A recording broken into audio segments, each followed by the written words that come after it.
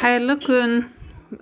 Инстаграмға пост салған кезде, әсіресе видео салған кезде, біздің ең бірінші осылай парақшамызға кірген кезде фото болсын, видео болсын, бірінші маңыздысы ол мына видеоны басқан кезде осы картинка біздің есімізде қалады, ол және біздің визуалымызға әсер етеді.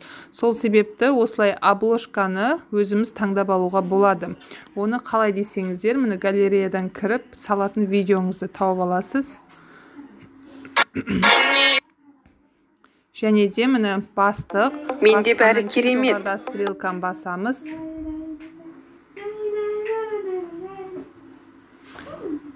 Так, шығып кеттім ғой.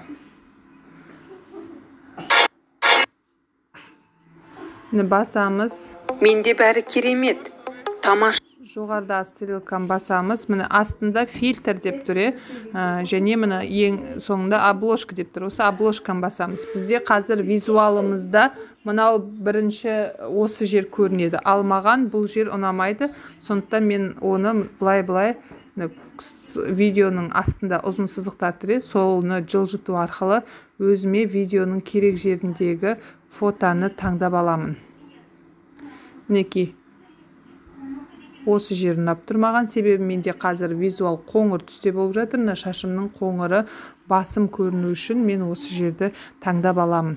Және де фильтрге барып, менде бәрі керемет. Тамаша. Аллаға шүкір күштімін. Мен өзіме сенімдімін. Мен бақыттымын. Өмірде барлық жерде сәттілік маған есігін ашады. Мен баймын. Менің ақшам көп. Ақша тап. Обложкаға міне өз жер таңдадым. Сонымен жоғарда птичканы басып, және мына жерге өзімнің дайын текстімді әкеліп вставить етемін де оң жақтағы птичканы басамын.